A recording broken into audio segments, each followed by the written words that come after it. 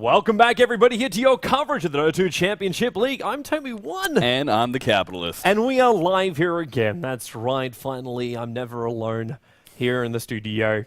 Bringing you our semi-final. We had ourselves an amazing quarterfinal yesterday with the Sigma going into the 5 full games up against Na'Vi. It was amazing. Yeah, I mean, it was a great game for me to start out on here at the studio. It was an amazing best of 5. I really, honestly, I don't think you could ask for a better game than that. It was just absolutely wonderful. Sigma played their hearts out in order to be here today, so I'm really excited to see them up against Speed Gaming. Speed Gaming had an amazing performance recently at MLG. I mean, both teams did. So this is really just kind of just a rehearsal of what happened in MLG. You know, Sigma got taken out. It was meant so to be early. the grand final of MLG. Can we say that? Like it really should have. It felt like it should have. I mean, forget about all the other teams. Sigma and Speed Gaming were the big stands out for those. For people wondering too, all our overlays do say Quantic, but it is in fact Sigma. Obviously, they used to be formerly known as Everything. There was a period of time when it was Mousesports, Flipside, Quantic was the lineup, and then Mousesports said, okay, now we're going to have this roster, and I think only one person, even then tentatively, because he hasn't played with them for about 3 weeks now, they should go into that roster. But they pulled from everywhere, and now we're going to pull from the pool. That's right, segue smooth. Coming into this one. Beautiful. Yeah. It's like what was that girl from GoldenEye? Natalia. It was silky smooth, man. It was silky smooth. I never actually asked my brother why he always called her that. I never understood that. He'd always call her silky smooth. To this day, I still don't know why, but forever I will link the two together. I hope it's not something bad. Anyway, first pick up Clockwork. It feels like we're back in the normal meta here, Cap. I mean, it really does. No surprise that Sigma's going to pick that one up. It did wonders for them in the best of 5 earlier, so no surprise that they're going to first pick that one up. And we're seeing familiar heroes being banned out as well. I mean, Speed Gaming are going to do the classic. Elder Titan is going to be banned out. If you don't have first pick, Elder Titan is always taken out of the pool, and then Venomancer is taken out. So that's a little bit unusual. Usually he sneaks through the pool, but he's picked up in the first 2 picks of the draft. So they apparently feel he's strong enough that they don't want to have to give that away, Sigma to first pick. Sigma, meanwhile, banning away the Visage and the Potom, so they clearly know Speed Gaming very, very well. They know they don't want to give away those signature heroes. Yeah.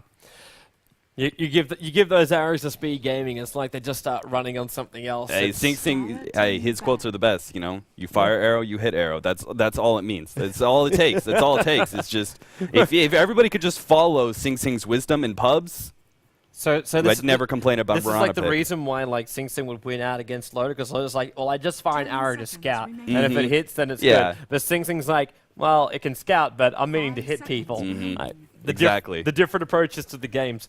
With both the Timbersaw as well as the Crystal Maiden 2 Speed Gaming, they'll have a different way of being very, very aggressive. Obviously, Crystal Maiden allows you just to do so many different things in the lane, or inside the jungle. She's a woman of many uses. And then Timbersaw comes in as well, and looking forward to seeing how much damage he's really capable of doing, especially with the Clockwork and Banger try and control him on the field. Ever since they changed the Timber Chain where you can interrupt him during the Timber Chain, I really just haven't seen him being as strong, especially up against a lineup which has a lot of interrupting abilities, like what Sigma already has. Yeah, it's really hurt Timbersaw's offlane at the exact same time. The meta changing has actually made Timbersaw much better as an offlane. The creep equilibrium was a big part of that, and the recent change to Timber Chain means that Timbersaw doesn't necessarily have to go for that escape mechanism early. He knows it's probably going to get interrupted anyway, so instead, maybe even pick up that reactive armor at level 1. It's a really powerful ability to be able to deal with harassment, and if they go on you, it's not going to take just those nukes to be able to finish off a Timbersaw. He's got a decent health build in the beginning, so it's normally going to take some auto tech. So if you're able to mitigate that damage, why not pick up reactive armor? It gives you allows you to be a little bit more aggressive in picking up experience. You don't have to deal with the harassment from the supports as much early on. Timbersaw all around is just an amazing offlaner.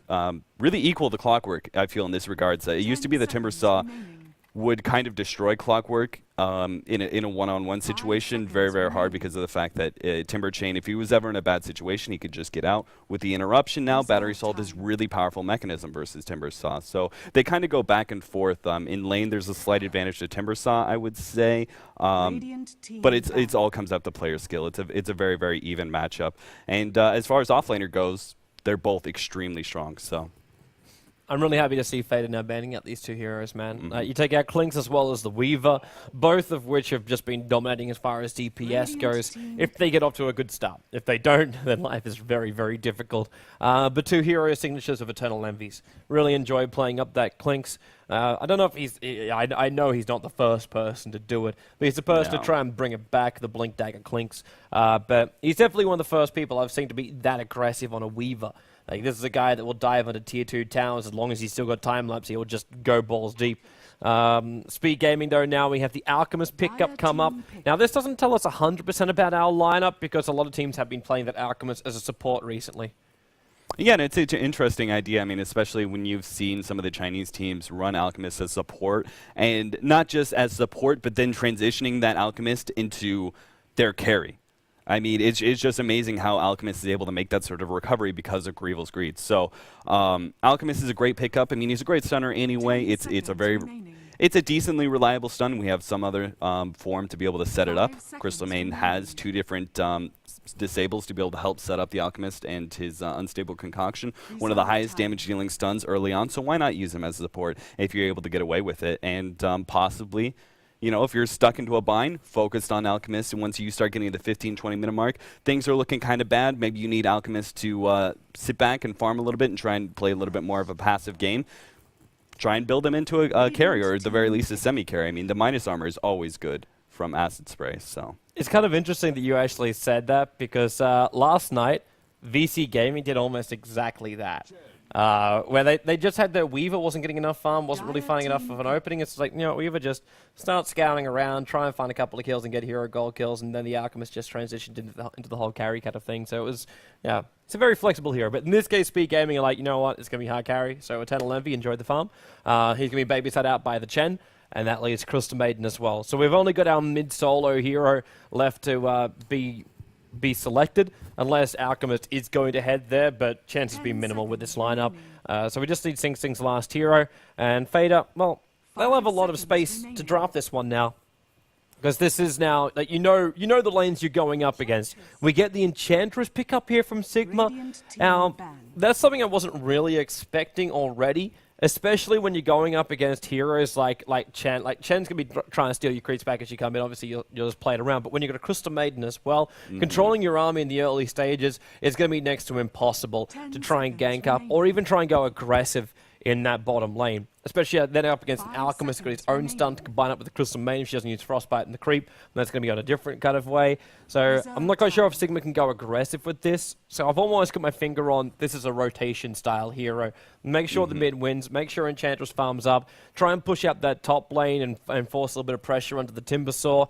Would be my feeling right now from Sigma, and then have a jumpy style hero. So be it a Queen of Pain, be it a Storm Spirit, be it something along these lines, because Clockwork combo with a Life Stealer, it's not bad, but you prefer not to put the Life Stealer inside the middle of the cogs. You prefer to have like a little bit more freedom to jump around and move after you get that initial kill with the burst damage from the Infest Bomb.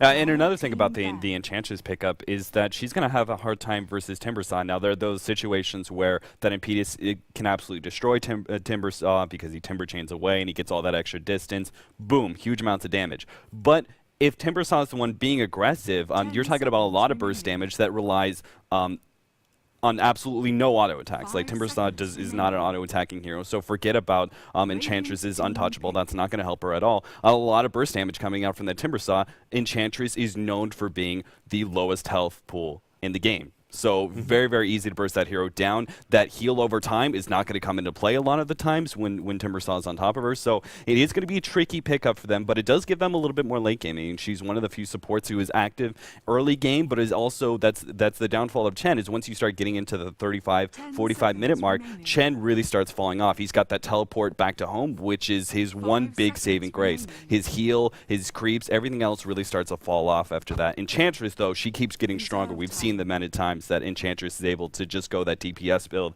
and destroy heroes. So, but her DPS builds can be rough. Like you talking about Chen sent back home. Yeah. You want to try and get through an Alchemist with a level 3 Chemical Rage? I wish you all the best of luck. And then Timbersaw, if he has like max points up in reactive armor, it's going to be almost impossible to kill him. Like a Pylai die now goes, well, okay, let's just pick up a DK and just round off the line up here. They're going to be so tanky and hard to kill. Like Alchemist is already going to be feeding Lifestealer a lot more life points, but Timbersaw as well as a DK wouldn't do that kind of thing. And we're going to go with the Pugna this instead. is good. This is a real pain in the ass. Like Enchantress burns through mana during a fight. Bane does the same kind of thing. Clockwork's in the similar position. And Lifestealer, while he might run around looking for last hits or like just beating down somebody, you then got the Decrepify, which will work against him. I'm thinking Dragonite here for Sigma. One of the big things here is when you have a Lifestealer, you already you kind of project some of the heroes that you're going to be picking up mid, which surprised me that the Sigma went for the Enchantress over their mid because there was another ban coming out. Batrider, Storm Spirit, Queen of Pain, those are the kind of jumping heroes that you want to be able to combo with the Lifestealer most of the time. Now, there are other roles to play with Lifestealer, but it's one of the most prominent for your mid. Well, okay, they're going to go even more for the farm game here, where they're going to go Shadow Fiend mid, instead of going something like, you couldn't go Storm Spirit, you couldn't go Queen of Pain because the Pugna was picked up. None of those heroes, Batrider is banned out. Can't go that. So any of those intelligence heroes are gone. So my thought was Dragonite, get that tanky build and a push. But instead they're going to the SF, a big glass cannon, so they're not depending on the Lifestealer as heavily. This is interesting. Because Sigma, right, we talked about it yesterday. Like MLG, they did great in laning phase. But last night, laning phase went really, really awfully for them. And these heroes, they can make a comeback if their laning phase goes to shit. But at the same time, look at Speed Gaming's push. They got Chen, they've got Pugna, they've got two really tanky heroes up front as well. This is going to be interesting whether or not Sigma, if their laning phase does not go well, yes, they can make a comeback with Lifestealer and Enchantress and SF, farming up jungle and that sort of thing. But they're going to feel a lot of pressure from Speed. Yeah, you're so right, man. These towers are going to be so difficult to control. But let's get ourselves inside the game and we'll see who's going to be playing what. So over on Sigma, it will be Fader taking up that role as the solo mid Shadow Fiend. We'll have Soshka actually heading up towards the top lane. So we get ourselves a bit of an answer right now as far as our laning goes, where we have a dual lane in the off lane. Now, this is something which we did see a lot during the Dream League season, where now we have Miguel heading down south, and he'll be there with the Bane. So it's an off-lane Lifestealer with a support, just one supporter who can control up something. Nightmare will be able to do that for you. And then Sosh goes up towards the top lane, knowing obviously that we've got a lot of DPS kind of style. And then over towards Speed Gaming, we've already got Eternal Envy now. He'll be playing the safe lane Pugna in this scenario. Pylai die, oh my, this is not the start you wanted. Pugna Blast, it didn't connect. Wow. They didn't have the damage, and now there's also a body block that was happening. I don't think Envy really meant to do that. They'll still have him. Crystal Maiden will get the last attack in, but Enchantress just moving rather aggressively through his own jungle, and now he's going to have most of it all warded up as well. Yeah, that's beautiful. Really good rotation by Speed Gaming. A really good way to be able to assert your dominance in the enemy jungle. The chance of them just picking up the first blood is great, but mainly it was all about setting up those wards. That was just the frosting on the cake right there. So really good pickup by them, and a great start for the Crystal Maiden, who's going to be able to, maybe pick up early boots off of that. I mean, you can't fly the courier up until 3, and there it is, boots already flown out. Wow, Pylai die.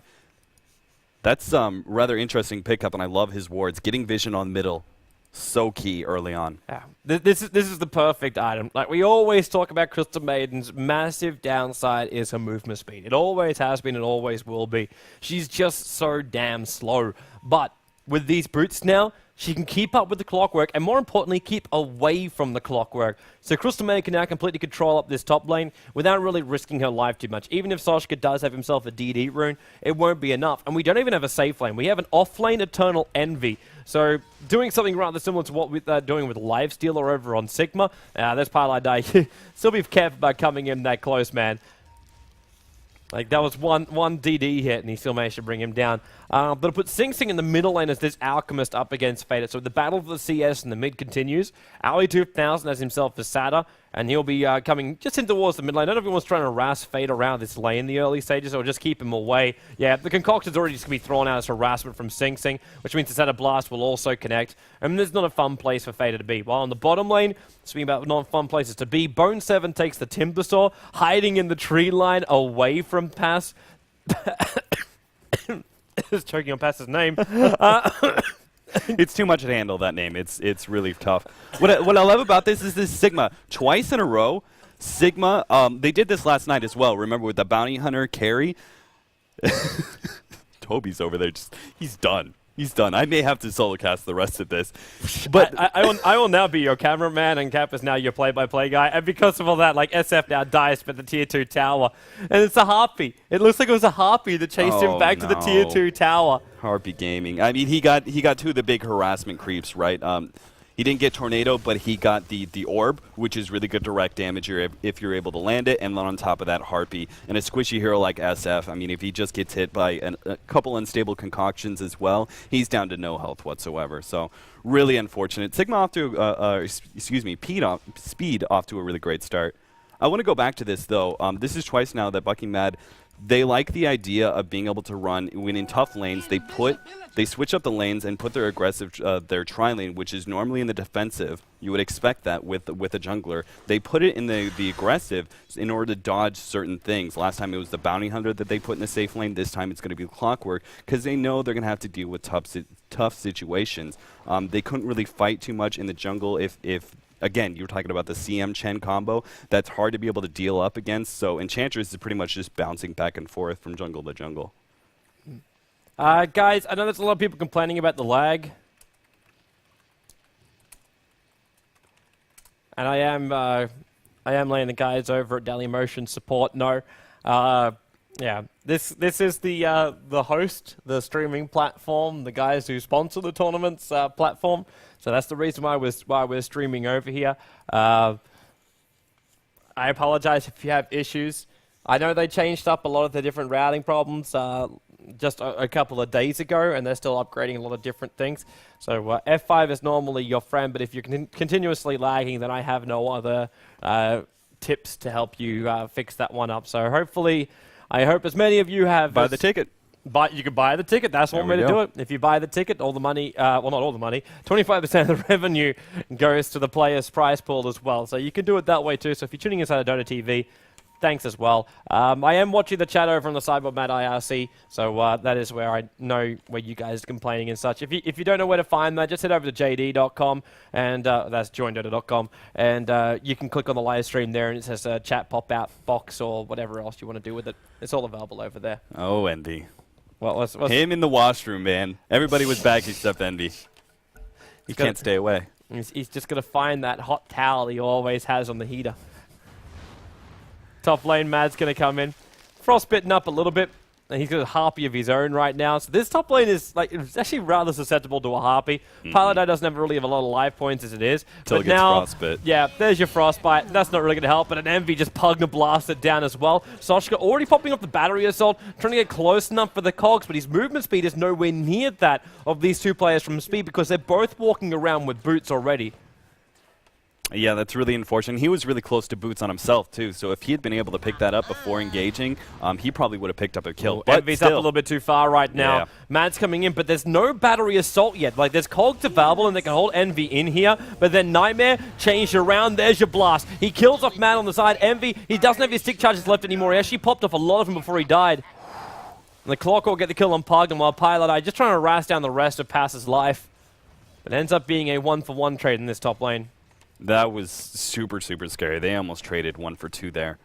Parrish just barely being able to get out now. But look at the gank on mid. Once again, they're going to go for the unstable concoction.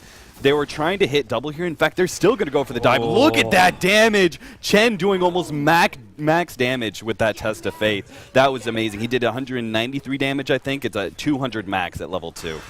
Looking pretty damn good, man, right now for Speed Gaming. Even on this bottom lane, where you've seen Bone7 getting harassed out by Miguel. He's only got 1 point up in his reactive armor, so 4 points worth of the charge coming his way. But that Whirling Death, he just stands his ground as often as he can up against Miguel. And Miguel's got some good CS, but these lanes, like, you're right, they're just...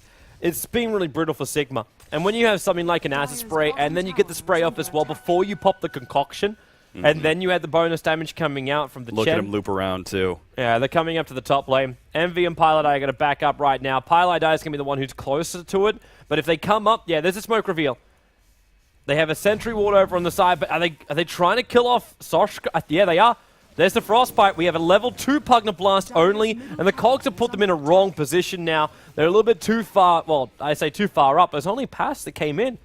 Mad went back over into the jungle after all of that. Yeah, that's unfortunate because they really could have picked up a kill, and Paris goes down. Pugna was able to pick that one up. How did he get caught out like that, though? Like, you had to know when the Bane came out. Like, you keep your distance and you rocket spam that out.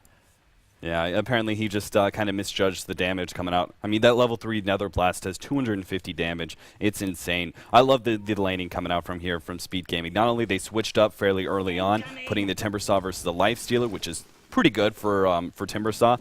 Putting Alchemist mid against this Shadow Fiend, they know they're going to be able to gank him a lot. You've got that stun in lane to be able to deal with. Acid Spray spamming out with the Bottle Crow going on. He's able to constantly keep Fada on little bit lacking in health, and easy rotations from Aoi is able to make sure that they keep SF down as much as possible. There's very, very little that Sigma can do until they pick up some of their levels. Until Mad actually has Impetus, he's not that big of a ganking force as a Chen is. And finally, we're going to see a rotation here, but Paris, can he get Envy? When you're decrepified, you slow down, and then you cop a blast to the face. Both the heroes drop down to half-life, and then the Centaur Stomp has no effect. There's a Frostbite off cooldown in 2 seconds' time. Mad already has to pop off his sprites. These rotations from Sigma are just not being effective enough. Yeah, and with a level 3 Arcane Aura, I was almost expecting to see him max out Nova, almost just because the combination of being able to decrepify someone with an extra nuke on top of your Nether Blast, it just does so much damage with the recent change of the extra damage, ethereal damage. But instead he goes for the Arcane Aura, which means more spamming out. It's kind of pretty much the same. In fact, if anything, it's more damage, less burst, but more damage over time because you can just throw that Nether Blast out every single time it's off cooldown. Yeah. And this is something, too, which Pylai Dai has done a lot when he plays his Crystal Maiden.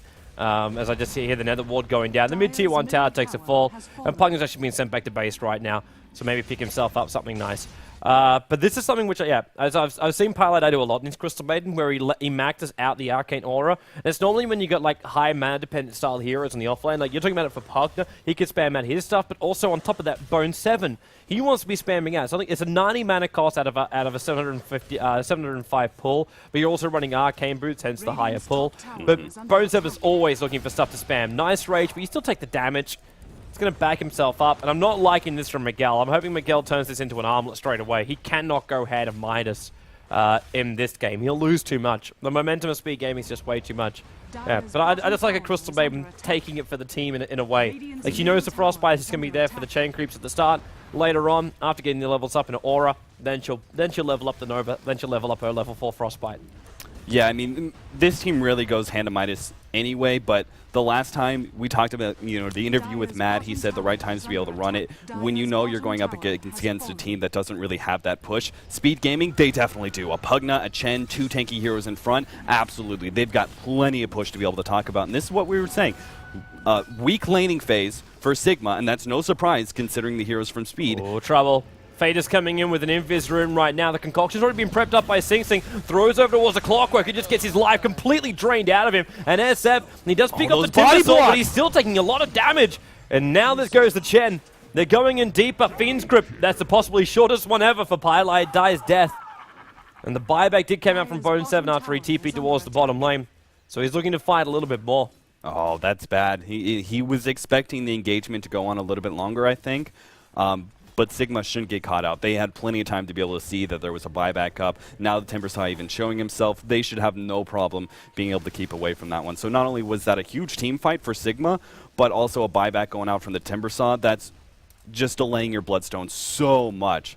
Again, I mean, they had a weak laning phase. Sigma, the question was whether or not they were actually going to be able to survive long enough to deal with this pressure from Speed Gaming. They have the constant push. Those kind of team fights, those kind of initiations, exactly what they needed. That was a pretty lucky Invis rune, positioning SF just to be able to blow up heroes with his 3 nukes. But they need that kind of luck and that kind of a really good play to be able to keep Speed Gaming from pretty much taking all their towers and pushing in by 20 minutes. Sounds like we actually have a lot of lag issues on the live stream. I'm going to attempt something, peoples, to drop the live stream. So in the course of the next couple of seconds, the live stream will probably drop on you, and then we'll bring it back up again. So do not panic. Do not panic. The key is not to panic. Shut up, Cap. Don't make him panic. Yeah, but the live stream should drop in a moment. But we'll keep our stream going for the DOTA TV as well as for the VOD purposes. So just keep it going, Cap. Yeah, don't forget to riot like your favorite sports teams just lost a game. Flip cars over. Throw Molotov cocktails. All because the stream is down. Still, Speed Gaming looks like they're going to reevaluate. They know that was a really big hit. I mean, they were going for a tier 2. They almost were able to secure it. A really bad team fight like that, they knew they threw a serious advantage that they had. In fact, you look at the experience, it's in the favor of Sigma for the first time since the game has started. And the gold lead's still sitting at about 3,000. No surprise there because nobody had a big spree or anything like that. Mainly the Speed Gaming gold, it's coming from towers, and Sigma weren't able to take any tier 1s off of that team fight. This is actually a really good situation to talk about the fact that the tower gold, this is a big upgrade to push lineups like this because of the fact that even if you have a bad team fight, right, it sucks. Spree gold may give you away, but if you don't have any sprees, the chances are when you're pushing in tier 2s and an enemy team like this, they're not going to have an opportunity to push into tier 1s this early. It's just too much distance in order to get there in time, so you keep your tower gold advantage, which is so big right now in the meta. Clockwork jumps in, Soshka right on top of Pylai Die, and well, Soshka's having a lot of his life drain while he's locked inside of his own cogs. Concoction as well. The Sharkram flying in through the sides, so it's a 1-for-1. There's a support for a core. On Bone 7, Sharkram off cooldown in 1 second time, but he's not going to go up, and Fader started to wind up the ulti. And then just holds it back again. He just pulls it back and tries to stop it. Really, really smart that they were able to hold back. Of course, they did have vision up there. They recently placed that ward, so they were able to see Fader when he was winding up. But good restraint all around. I mean, Speed Gaming cannot afford to have another bad team fight, or else their push lineup is kind of defeated, and they're going to have to think about other things. Looks like instead of going for tier 2s, like they were going for originally, instead they're going to detour towards Roshan. And I kind of have to question, Sigma definitely know they have Clockwork, one of the best scouting out heroes for Roshan. Is this really going to work? I'm not liking the chances of it working, man, but there's only one way to find out. Bane's about to think about jumping in. Well, he can't really just jump in. There's the rocket, so we can see what's going on. Fiend Script's going to be available. Nightmare's 1. Roshan is killed by the Radiant side. And now the Aegis Immortal is picked up by the Timbersaw. And he jumps up.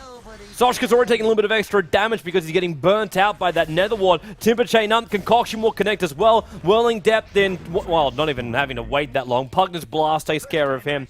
And with the Aegis Immortal up on Bone 7, I'm pretty sure Speed will be ready to push down that middle lane. They've got Trolls available. And they've also got the Centaur in the pool as well. That's one of those situations where it just comes down to making a decision and sticking to it. If Paris was going to jump in, he needed to go as soon as the sleep went off. He had an opportunity. He could have grabbed Aegis. Or you make the call and you don't go. You get away. You go farm other areas. You let them have Roshan. That sucks. Good experience and gold for the enemy team, but you might as well pick up something on your own. Everybody goes to other lanes, they go jungle, that sort of thing. They could have picked up a lot of farm there during that time, but because of indecision, not only do they lose Roshan, but they lose a hero as well. That kind of thing, it's just, it takes a strong captain to make that call, and I think Matt was making that call. I mean, he was in the jungle, he stopped rotating over. He was like, you know what, guys, I'm not going to make it in time. Let's just not even take this fight. We have to play the passive game. I think it just came down to maybe some miscommunication. Oh! Sakshka, once again, he's going to jump on Crystal Main, trying to lock him down. He might be able to pick it up before he dies. No, the mech goes off, and he's done for. Was that a mech or a hand of God? It was a mech. We already picking up the mech by 13 minutes. Plus another 2,000 gold on top of that. That's the power of pushing lineups this early. I'm still fixing some details. I got you. I got you, Toby. Taking a look at the gold graph, we get about a 6,000 gold lead, and Speed Gaming barely had an experience. Nothing much to talk about in that regards. Sigma, though, again, they're playing the recovery game. They had a bad early game, but they know they have the capability. Shadow Fiend, for example, great hero to be able to go into the jungle and just maximize the farm by not even being shown up in the map. Unfortunately, Miguel, he's not going to be able to get this to 9. He's actually going to try and fight this. This is not a good idea. Miguel, he's caught in a bad situation, but unfortunately Speed unable to pursue because Paris's cogs is out. Looks like they're going to back off. Singh going to blow himself up a little bit. But again, I mean, look at it. It's just Feda. He wasn't even anywhere near. He didn't rotate at all. Just sticking to the jungle. When they push into the base, yes, that is when they'll think about trying to defend finally. But meanwhile, they're just going to let them take towers. maybe try and scare them into backing off, but for the most part, they just need to focus on getting that farm up, get that BKB up on SF, and maybe they have a chance at being able to win a good team fight.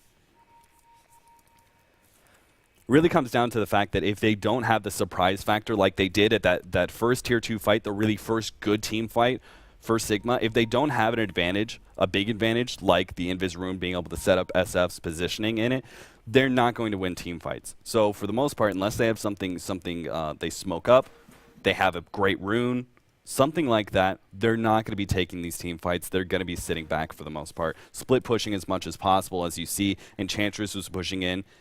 Actually picked up a hand of Midas. Mad, the hater of Midas's, against a pushing lineup like this, goes ahead and picks it up in Enchantress. One of the best heroes in my mind to pick it up because she benefits so much from the experience gain and the gold as well. You're able to pick up Aghanims about the same time. Usually when you go Midas, they have recovery anyway. Midas is a great recovery item. Most of the time, though, you don't grab it because it leaves you vulnerable to early team fights like this. Here, though, Enchantress still benefits because you get that attack speed, you get a monster experience boost. The faster you can get to level 11, the more powerful Enchantress is in general. So it's not so much about the farm, I feel. It's just generally a really good item for Enchantress because the experience is just as important, if not more so, than gold on Enchantress. All right, I think I've managed to sort out the issues. Awesome. If people don't know, there is a huge storm currently going off in Germany at the moment, and it sounds like there's some issues with our routing server, which we have set up over in Frankfurt. So I've now changed our intake server, so everything should be back to the smoothness that it normally is. Oh, here comes the smoke and Infest on Sakshka. The Infest clockwork jump in, but he needs to get himself away from that. Like that Chen army's blocking the river on the way in, so he needs a better angle. But they've at least got some good vision. That observer ward in the mid's really letting him know exactly where speed is. Notice how they actually have that ward counter, and the counter may go down in time, but it's because they don't want to reveal their smoke. They don't want to reveal their positioning. Now that it's up, they should try and kill that ward. They've got vision of it. You mean the dire? Yeah, there you go. Yeah, the okay, setter's coming down to get rid of it.